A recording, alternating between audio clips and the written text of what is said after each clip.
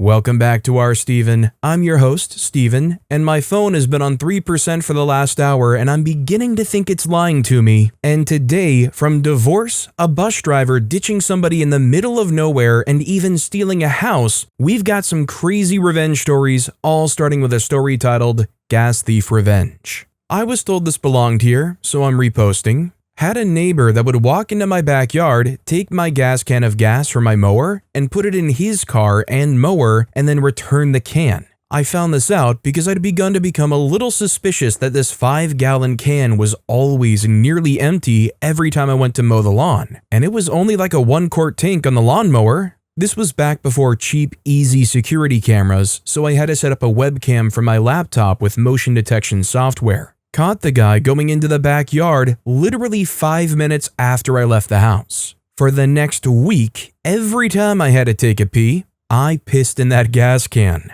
Now full of pee, but still smells enough like gas to fool an idiot. Then I left it on the back patio again. Made a big show of checking the fluids in my car, packing a few bags. Made sure the neighbor knew I was getting ready to go on a trip and I would be gone a while, hoping he takes the bait. I come back home in about an hour. Car trouble. The thief is in his front yard pulling the rope on his lawnmower so hard, it looks like he's going to have a stroke, turning bright red and cursing. Later, he gets in his car, makes it a couple of blocks up the road, and it suddenly breaks down. I check the gas can on my patio, empty. Also, I just wanted to add, this guy was a huge piece of crap. That's not the only thing he did. I found out he had arrest warrants, so I ended up getting him arrested by applying for a sheriff's ride-along program in his name. So first of all, gotta say, love OP's revenge. Not too often there's a revenge that comes along where you can say, oh yeah, no, I beat them by peeing. Secondly, as somebody that admittedly doesn't know a lot about cars and engines and tanks and whatnot, if somebody were to load their lawnmower completely full up of pee, is it easy to salvage that? Is it easy to dump it out and just reuse it with actual gas? Or is there a lot of work that all of a sudden needs to be done? I guess also it would extend to what would happen if you put pee in a gas tank in your actual car because this genius did. Could you imagine popping on Reddit or something and there's a mechanic subreddit that has a post where it's let's say a certain yellowish substance managed to make its way into my car gas tank. What would that person theoretically do? It's 1 degree away from that one Reddit post about the cylinder. Jay Nelson and Jax left a comment saying, that ride-along move was a massive power play there. The sheriff's office must have been really confused as to why a guy with active warrants would apply to do a ride-along. The OP responded, the guy did 90% of the work for me. I'm pulling out of my driveway and he runs up with a paper in his hand and wants to know if I can drop this application off at the local gas station for him because he's also a lazy piece of crap. This idiot gave me all of his info. Almost like he was begging me to do it. Jay Nelson responded, but did you drop off his application? Did he get hired? OP responded, I did actually, and no, he did not. This guy moved in across the street from me with his wife and a guy that I think was his son-in-law or something. Well, they would steal crap from around the neighborhood and then go out of town and try to sell it. They had been caught with stolen items, so I don't think legally they had the greatest track record. That probably did not help him getting a job. And I guess you could argue, the system made a criminal as he couldn't actually get a job, yada yada yada. I don't buy it. Some people are just crappy people. And I'm not a rich snob looking down on a guy that's had some hard luck. I've always been working class, lived in a working class neighborhood, never been given anything for free. So when someone steals from me, that really strikes a nerve. And just like this guy was begging OP to do it, the most shameless segue into asking if you could hit those like and subscribe buttons down below. Our next story is, I'm headed for divorce, but my lawyer has given me the best news ever. Original post, October 17th, 2025. My lawyer gave me the best news. My, female 38, husband, soon to be ex-husband, has been cheating on me and he wants her instead of me. I'm probably naive because I didn't see this coming at all. I was researching vacation options for our 10th anniversary next year, and meanwhile he, male 39, was running around with another woman. She's either 25 or 27, I can't remember which. I never thought heartbreak like this was real, but he broke my heart. I've known people who have gotten a divorce and you have to live separately for a year before you can get a divorce, but I wanted to be prepared, so I made an appointment with a lawyer now. It was probably the best thing I've ever done. She told me that in our state, alimony is forbidden if there is adultery. Since my husband cheated, I won't have to pay alimony. I was prepared that I would have to pay out the nose, but I have proof that he cheated,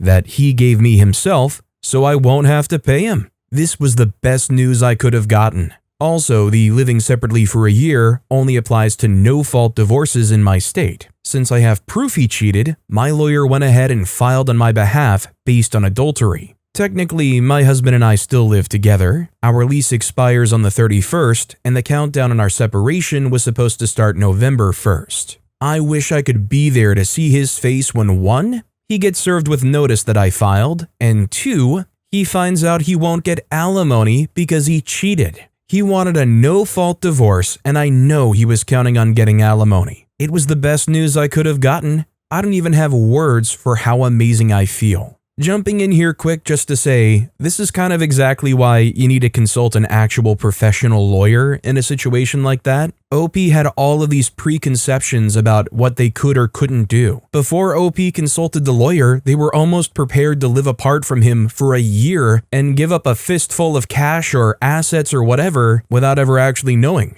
One commenter on the post said, "Congratulations, come back and share his reaction, please." A second commenter wrote, "I love this for you and him. The best revenge is to live your best life and leave him in the dust." A third commenter wrote, "I've never been so excited for a stranger to get a divorce in my life. Buy that lawyer an edible arrangement." OP then goes on to post an update December 4th, 2025, a month and a half later. Update, "I'm headed for divorce, but my lawyer has given me the best news ever." This is kind of anticlimactic, but there were some comments on my original post asking me, female 38, to update what happened after my husband was served with divorce papers. I also wanted to thank everyone for the kind comments they left. Even though I've gotten good news from my lawyer, this has still been the most horrible time of my life, and all the encouragement did help.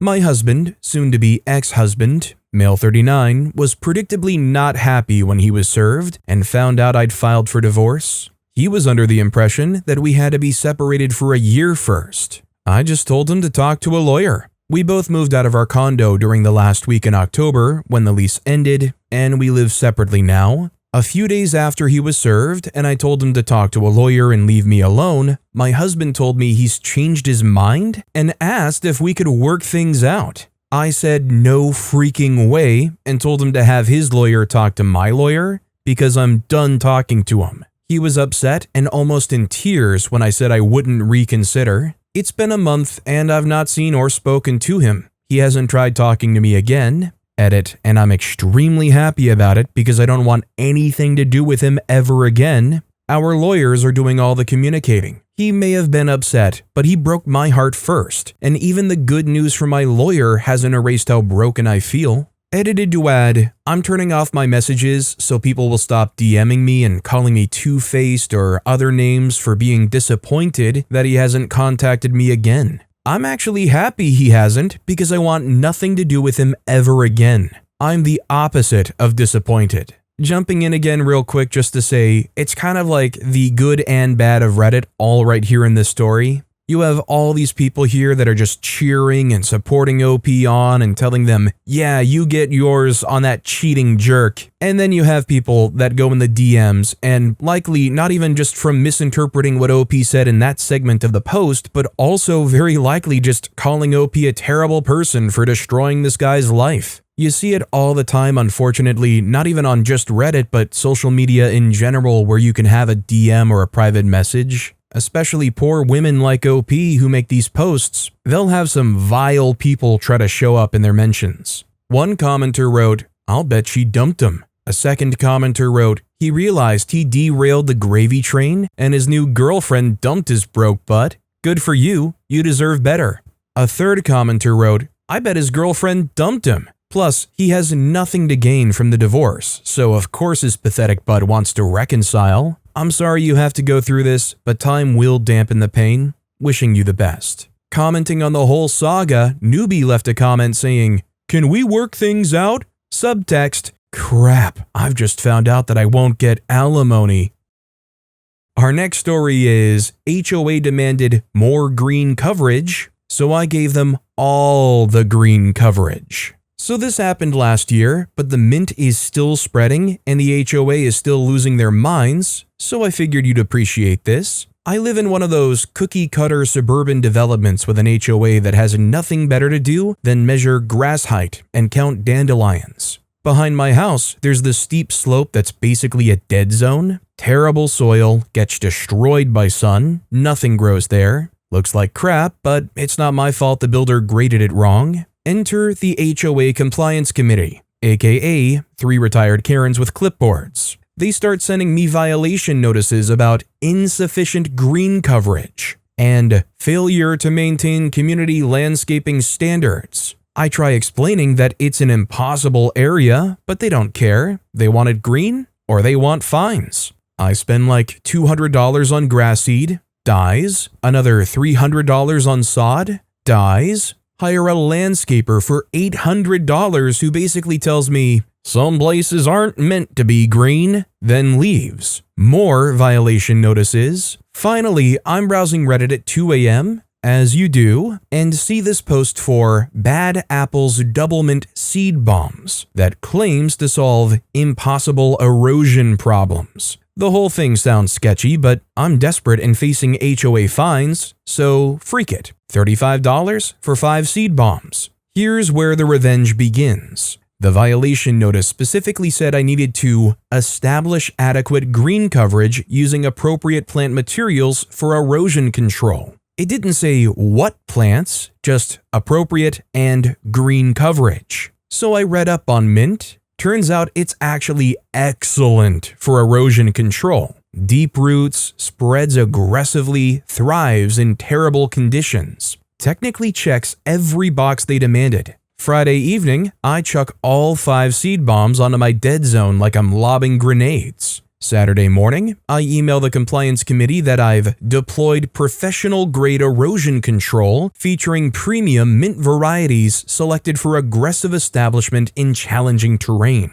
Sounds official as heck, right? Plot twist, it actually worked. 6 weeks later, my dead zone is green as heck. Thick, lush, beautiful mint covering everything. The compliance officer does her walkthrough and actually compliments my creative landscaping solution. Violation notices stop. I'm feeling pretty smug. Plot twist number 2, mint doesn't understand property lines. By fall, I noticed mint popping up in the common areas. Underground runners had snuck under the fence and were colonizing the neighbors. Spring comes and mint is everywhere, around mailboxes, along walking paths, even in their fancy entrance landscaping. Here's the beautiful part. The HOA Charter, Section 4.2.7 if anyone cares, specifically prohibits removal or disturbance of vegetation that originates from individual property owner plantings without explicit written consent. They can't touch the mint without violating their own rules. Current situation, ongoing chaos. HOA hired 3 different landscaping companies. All basically said, you have mint now, learn to love mojitos. The community Facebook group is 50% people complaining about mint,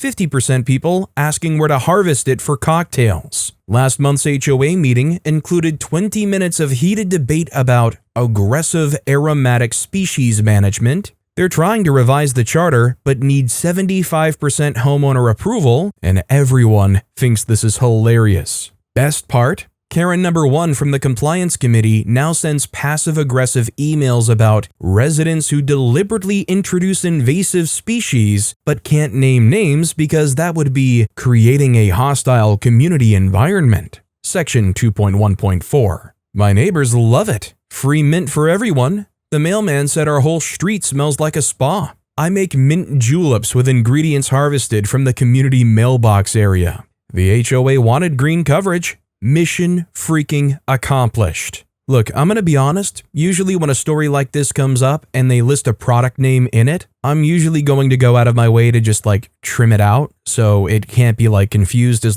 some clear, sneaky ad or anything, but honestly, kind of enjoyed this story enough to say probably leave it in. I mean, who cares about advertising about a $35 mint seed bomb? Besides what OP did with the mint, I was trying to think about possible equivalents that OP could have used. An absolutely disastrous one would have been bamboo, but it's not really green enough, I guess. It's not a coverage kind of thing. And then I feel I remember hearing that catnip is actually surprisingly hardy. Could you imagine turning that whole area back there into Cat Central? To be fair, I would certainly take a mojito over a bunch of ferals in my back lot. Haunt Fox left a comment on the post saying, "Can't drink, but iced tea made with a mint leaf just like grandma used to make is always great in the summer." OP replied, "I love it. I'll drink to that." Our next story is, bus driver left me stranded in the middle of nowhere because I was rude months ago. So this happened back in December, and I'm still kinda shaken up about it. I was on my way to work taking the regional bus like I usually do. It's about a 50-minute ride from where I was staying at my grandma's place. I got on around 7 p.m. This was in northern Norway, where public transport is super limited. This bus only runs twice a day, once in the morning and once in the evening. If you miss it, that's basically it. No taxis, no other buses, no shelters, just cold, empty road and wilderness. I hadn't slept the night before and was totally exhausted. I ended up dozing off, which I almost never do on the bus. My stop is in a small village by the ocean. The driver knows this. He's driven me dozens of times before and always sees where I get off, since there aren't many passengers on this route. But that night, I woke up at the very last stop.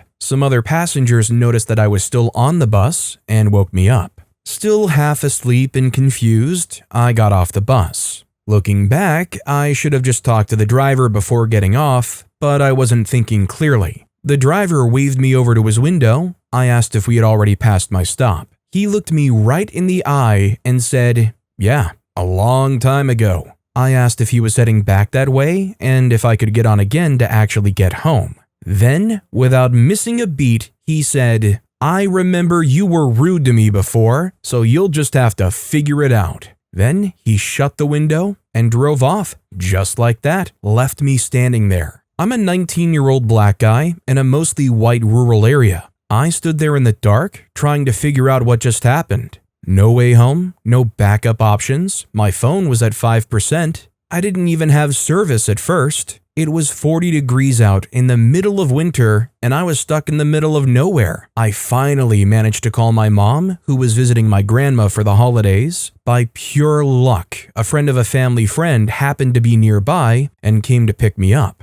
If that guy hadn't been around, I honestly don't know what I would have done. I was seriously close to being stuck outside all night with no help. The rudeness he was talking about happened 2 months before. He had actually driven right past me while I was clearly waiting. I had to get my 70-year-old grandma to drive after the bus just to flag him down so I could get on. I confronted him when I finally got inside. I wasn't yelling, just upset and asking why he ignored me. Apparently that was enough for him to hold a grudge for months and decide to leave me stranded later. And it wasn't even the first weird thing this guy did. Another day, when I was boarding from the main stop, my sister's boyfriend dropped me off. As I was walking toward the bus door, the driver actually started pulling away. My sister's boyfriend had to block him with my grandma's car to stop him from leaving. When I finally got on, the driver just looked at me and said, "Tell your driver he can get a 10,000 krona fine." And that was before I said a single word. This guy wasn't just having a bad day. He used his position to get revenge on a teenager over some petty grudge. In a place with no other transport options. In a situation where leaving someone behind isn't just annoying, it's actually dangerous. And he didn't care at all. I filed a formal complaint, but honestly I don't know if anything came of it. I just needed to get this off my chest because it still feels unreal. Some people really shouldn't be trusted with that kind of responsibility. So I'm going to leave it a little bit more up to your guys' interpretation, whether or not there's more to it beyond this guy just being a massive, colossal, sensitive little jerk of a bus driver. I do know that prejudice exists anywhere. I think what annoys me the most about this, though, is even management, if they get this report, they can point to the fact that OP did oversleep, like the bus driver didn't have to help them out necessarily. Maybe they even had policy where they're not supposed to let people on after the route is over. But I do think it's clear they left OP stranded off of whatever preconceived notion they had about OP. New in the Northwest left a comment saying, "Make a report. You never know who else has reported what about him." OP responded, "Nah, for real. I actually got a call from someone at the company after I filed the complaint. They sounded super shocked and said they were definitely going to follow up on it, asked me for more details and everything. So I know it was taken seriously at least, but a couple of weeks later, I saw the same driver again. He didn't say a word, just checked my ticket like normal and kept it moving. So I guess he didn't get fired, but maybe he got a warning or yelled at or something. Who knows?" Our next story is, his abuse led to my mom's death, so I took his house. So let's get this out of the way. I'm 34-year-old female, my mom was 55-year-old female, and my now ex-stepdad is 65-year-old male. They co-owned the home as joint tenants, and everything they had together was 50-50 at this point in time. Let's call my ex-stepfather L. So my mom and L had been married for 16 or 17 years. There has always been questionable behavior, but it's none of my business, as I moved out at 18. Well, at 27, I decided I wanted to go to college to better myself. My mom and L both agreed and offered me and my small family the basement apartment of their home. A year and a half into my program, my mom was diagnosed with ovarian cancer. A week before she was due to have surgery to remove the tumors, one of the big ones ruptured. One thing led to another, and my mom's cancer spread. She gets re-diagnosed with different cancer. It's rare and it's in the connective tissue. She gets given a 2-year estimate without treatments. Now this is where L starts becoming abusive. He's at the appointment with my mom and has a full-blown tantrum. Note that I have my mom's medical notes and a doctor who noted all of this. This is important later, and says that his wife won't be doing crap. He storms out of the room, and my mom then tells this doctor, also put in the medical note, that she fears for her life because she knows if she doesn't do the treatments, she will pass on. But she also knows that L won't let her. L becomes abusive. He starts becoming verbally, mentally, and physically abusive. He drained their joint bank account so my mom couldn't even buy herself bread, cut the brake lines on her car, and more, and did everything in his power to stop her from doing treatments. Let's say she had treatments twice a week, every week. She would maybe be able to get to half of these if my spouse or myself drove her. My mom ended up moving into my unit in the basement, and I started defending my mom against him. I told him if he didn't stop, I would be doing everything in my power to ensure that he is held responsible for her passing. He proceeded to laugh at me and told me, "You're a woman. What can you do to me?" His abuse then extended towards me at pretty much any chance he got. Well, I hired my mom a lawyer and changed my program into criminal law as best as I could, so I could learn everything I could with how the system works. I then handed in evidence and we started to build a case. It took 8 months of collecting evidence through security cameras I set up in the home. L knew of these cameras. I hid nothing, and he was aware that he was on camera in certain areas of the home. During this time, I'd already been pre-approved by the bank to purchase his 50% of the house. All he had to do was sign one piece of paper and agree, and within 30 days, he could have gotten $250,000. He refused because I wasn't going to get his house when he was going to put my whole family on the street. And yes, it was all caught on camera.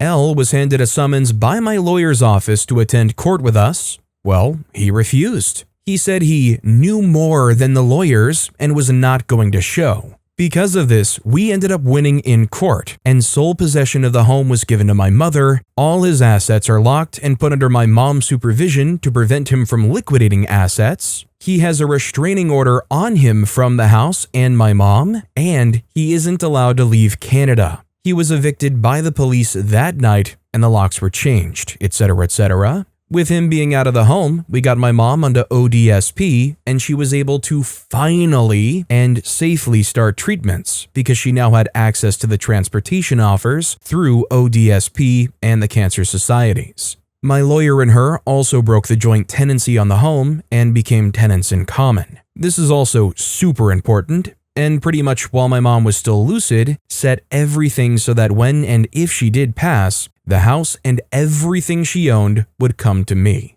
For those who don't know, in Canada, you have two options when buying a house. Joint tenants are for married couples who want to split a home 50-50 in these situations. If one passes, the home automatically goes to the spouse. Tenants in common is when you can say, buy a house with more than one other party, and everyone owns their own equity separately. In the event of death, they go by the will, and that equity can be transferred to whoever is listed. You can Google for more details. In the next 2 years before my mom eventually lost her fight to cancer, we kept going to court with L. He kept refusing to deal or even to sign divorce papers, not taking offers, etc. I became my mom's caregiver and was the one who cared for her in every aspect. Closer to the end, L told not only my lawyer but also the judge in a court settlement meeting that he refuses to sign or deal with anything else. He would also not attend any more meetings because he would wait for my mom to die and take everything. He was then told in court by the judge and lawyers, 2 of them, that it would not happen. He laughed. And yeah, that was the last anyone's heard from L. My mom passed away this year, not due to cancer but due to a complication from the cancer. She had a tumor rupture and it caused an upper gastro bleed. L has changed all of his contacts and has not updated the courts on his whereabouts. After she passed, my mom's lawyers took her will and we went through the probate court system. Since my mom had been granted sole possession, and as per her will and the videos that my lawyer and the judges had all set up prior to her passing, everything was to be transferred to me. I had to sign some paperwork with the judges agreeing to everything that had been set up, but it was all done legally and properly. I also took all of my mom's medical notes, including the note from the original doctor that spoke about L's outburst and my mom's fears. Unfortunately, both my lawyer and the judge said that they can't hold him responsible for her death, but they all do agree that his actions did lead to her death. I'm still in court as we speak to try and push this through to have him criminally held responsible. I know it's a long shot, but I'm still trying. My lawyer is saying it's like a 60-40 chance, but she's seeing what she can do based on the evidence and confessions we have from him. There is a chance, but it is slim. The home and everything she owned got transferred to me, so now I'm the registered owner of the house with sole physical possession. I've also been granted her life insurance, which all went to paying off her debt, including their joint line of credit, credit card, etc., and pretty much everything he thought he would be getting by waiting for her to die was given to me and approved by the judge. I have agreed with the courts, because I'm not a bad person, that I will honor the 50% buyout that was agreed upon when we started this whole fight. However, any debt that he owes me, because he still owns the 50% in equity only, will be deducted from his buyout balance. We also will not be getting the house reappraised because of the renovations this house needs that I will be paying for. He now owes me over $50,000 in debt and climbing based on any renovations I do to the home during my ownership, paying off the joint mortgage, and paying off the joint line of credit. My lawyer also wants to go for 50% of all legal fees and 50% of anything I lose due to my PTSD diagnosis from all of this, but they need to find him first. Now, since no one can contact L, my province here in Canada only has a 2-year statutory limit for having claims open in courts. The claim he opened to get the house back has been thrown out in the court system, saying that he has abandoned claim and title. I showed up in court, but he did not. After some internet digging, my friend has found that L is taken off to Mexico and is not even in Canada anymore. which also violates the court order that was placed on him when he was evicted from the home. He was not to leave Canada until things were settled. So that's a whole different story there, and my lawyer's handling that part that has nothing to do with me, but until he returns, the courts aren't worried about really anything. Now, in the event he doesn't return, and let's just say he passes on in Mexico, my lawyer and the judge has advised me that we will adjust his estate with the court for the 50% equity to be transferred to me in collateral to the debt that's owed. However, I still own the house, I have sole possession, and in all legal aspects, the house belongs to me. If he does come back, he'll be facing repercussions for leaving Canada, but if he does try and reopen another claim, he can't. Since the claim was set as abandoned, my lawyer is saying he can't open another one.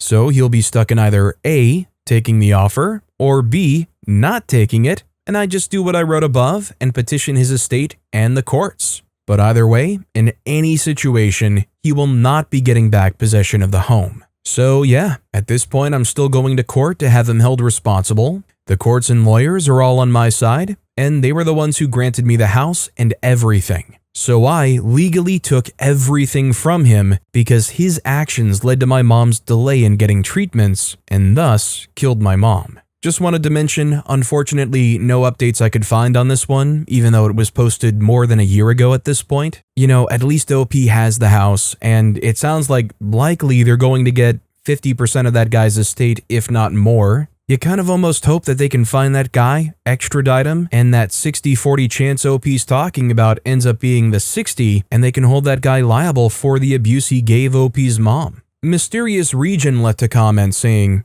"Sorry for your loss, that must have been pretty traumatic. Why didn't he want her to get treatments though? It's not like you have to pay for it here." OP replied, "I honestly wish I could answer this. I have no idea why he didn't want her to do treatments. I know in several arguments leading up to his eviction, I did ask him, why can't she, or what's your deal? And I never actually got a straight answer. It was always varying responses. One time he said, her cancer isn't that bad when she was stage 4. Then another time it was, chemotherapy is poisonous. Even my lawyer asked in court what his deal was, and he never gave anyone a straight answer. My guess is, by my mom getting cancer, starting treatments, etc., he was maybe jealous of the attention being on her and not him. But then in court, he also did admit his plan was to wait for her to pass and take everything. So maybe he wanted the money from her life insurance? I truly don't know. Mondrager left a comment saying, that guy was a straight up criminal. So sorry for your loss. She was so young. At 65, he'll struggle, but best revenge is to live your best life and have enough capital to make his life heck when he inevitably comes back and begs at 75. OP responded, thank you. Honestly, that's my plan. Nothing will bring her back, and nothing will ever make up for her loss. So I plan on playing the long game. He has to come back at some point, whether that's in 6 months alive or in a coffin. I'll petition him or his estate and live my best life. But with that being said, that's all the time we have for today. Now, if you want to hear another absolutely crazy revenge story, check out that video on the left. Or if you missed my latest video, check out that video on the right side of the screen. That said, I'll see you all next time with some more stories.